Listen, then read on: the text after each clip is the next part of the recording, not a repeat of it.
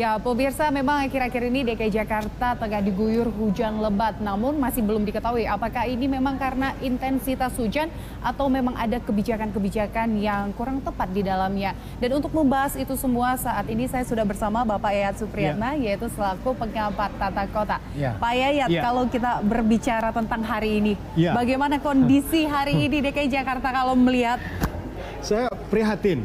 Kita dalam 2 bulan itu mengalami 3 kali musibah banjir dengan kondisi yang rata-rata di atas ekstrim lah. Bisa dikatakan situasinya lebih parah dibandingkan dalam beberapa waktu terakhir ini. Jadi memang ada 2 hal penyebab utama mengapa banjir Jakarta sekarang ini betul-betul luar biasa dampaknya. Yang pertama ada faktor curah hujan yang cukup tinggi. Sekarang itu banjir disebabkan curah hujan yang cukup tinggi. Terlihat misalnya contoh intensitas yang tinggi itu terjadi di wilayah pusat kota, Jakarta Pusat. Itu rata-rata di atas 240, artinya cukup ekstrim ya di atasnya. Nah, kedua, ini ada persoalan kondisi yang kita alami sekarang, drainase kita udah buruk sekali. Dan kemudian lokasi banjir rata-rata di kawasan yang sudah terbangun, yang minim ruang terbukanya.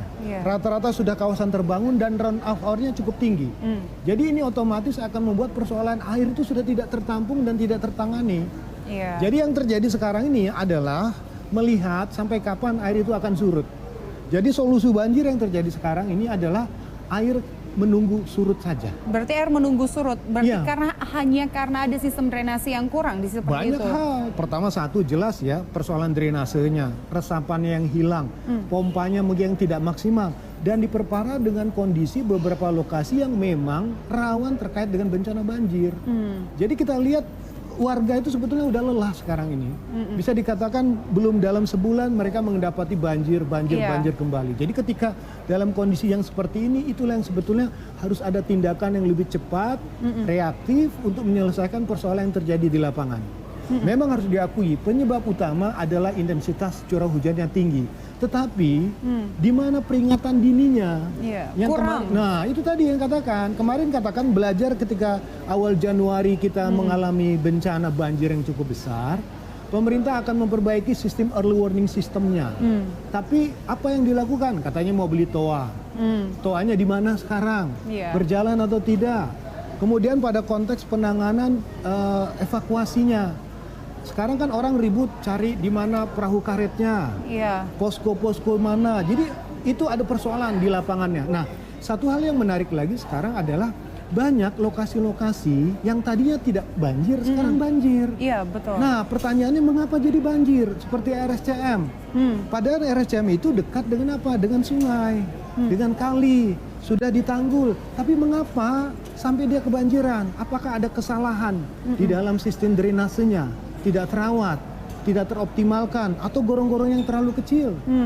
Jadi sekarang harus diakui memang ada pekerjaan pembangunan drainase kita.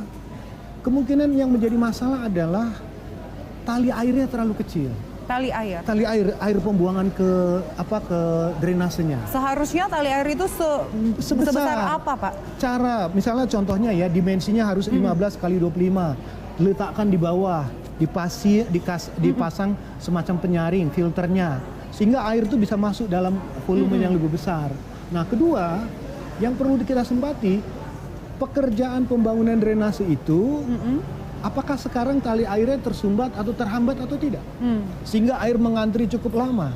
Nah, air yang mengantri cukup lama itulah yang mungkin kemungkinan dia masuk ke halaman orang lain. Kemungkinan apakah karena ada pengaruh banyaknya sampah juga yang membuat dia mampet seperti itu, Pak? Itu juga ada faktor kemungkinan besar.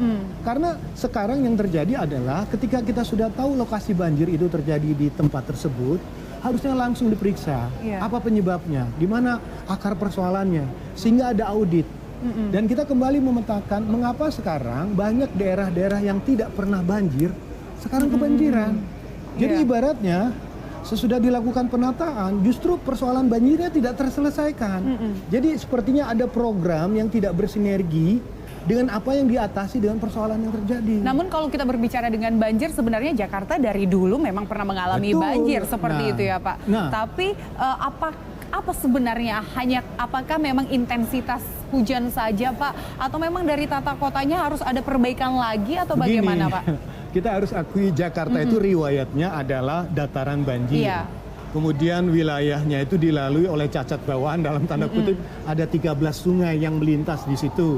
Kemudian kita dulu banyak namanya situ maupun kolam retensi berupa rawa dan sebagainya. Itu semua sekarang hilang. Nah, otomatis ketika kita tahu tinggal di daerah dataran banjir, otomatis harusnya kita waspada. Jadi ibaratnya kita harus waspada tinggal di daerah rawan bencana. Nah, saya selalu mengingatkan selama bulan penghujan itu harusnya ada gerakan waspada bencana.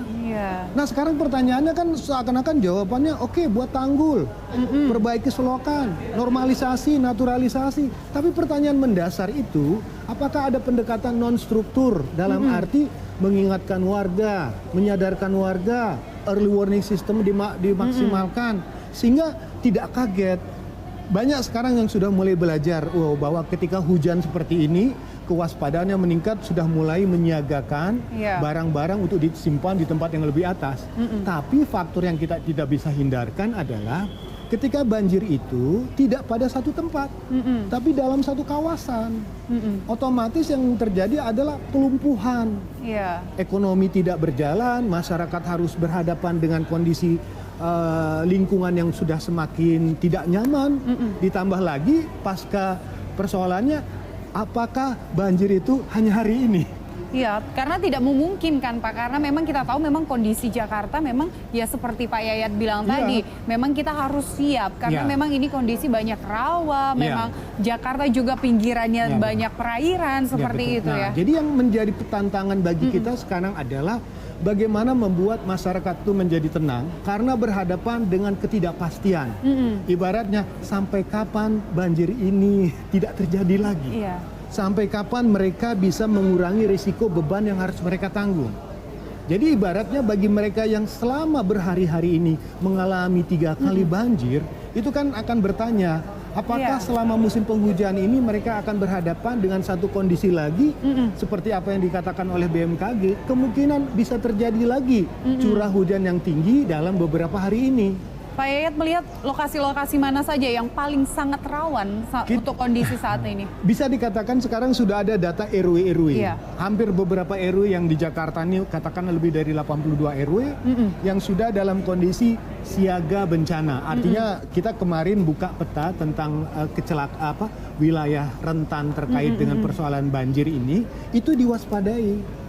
Jadi RW inilah yang harus menjadi skala prioritas. Prioritas dalam arti ada penanganan dalam konteks pertolongan dan bantuannya. Kedua, ada upaya bagaimana menyiapkan masyarakat menjelang pada saat terjadinya curah hujan itu semakin meningkat. Itu yang harus kita waspadai.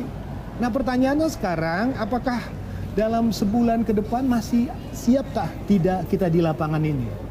Nah, jadi pertanyaan paling mendasar bagi masyarakat adalah tolong bantu kami agar kami tidak was-was.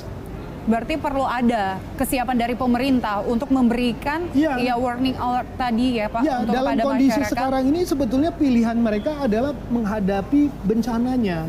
Untuk pilihan pindah mungkin tidak mungkin lah kan dilakukan. Untuk penanganan proyek pun juga tidak mungkin dilakukan dalam musim saat musim hujan ini terjadi. Otomatis yang kita butuhkan adalah mencoba memberikan rasa nyaman dan tenang kepada masyarakat, membantu pemulihan secara ekonomi maupun sosialnya. Itu PR paling mendasar. Kemudian sesudah mungkin hujan ini selesai, segera bekerja pada lokasi-lokasi yang paling sering mengalami banjir. Kemudian pada lokasi yang tadinya tidak pernah banjir, sekarang kebanjiran, segera di follow upin. Apa penyebabnya? Selesaikan masalahnya. Disinergikan dengan apa? Dengan program yang dikerjakan pada tahun ini khususnya pada penanggulangan banjir. Baik Pak Yayat, sepertinya nanti kita akan lanjutkan lagi perbincangan kita usai jeda berikut, dan pemirsa tetaplah bersama kami di Suara Jakarta.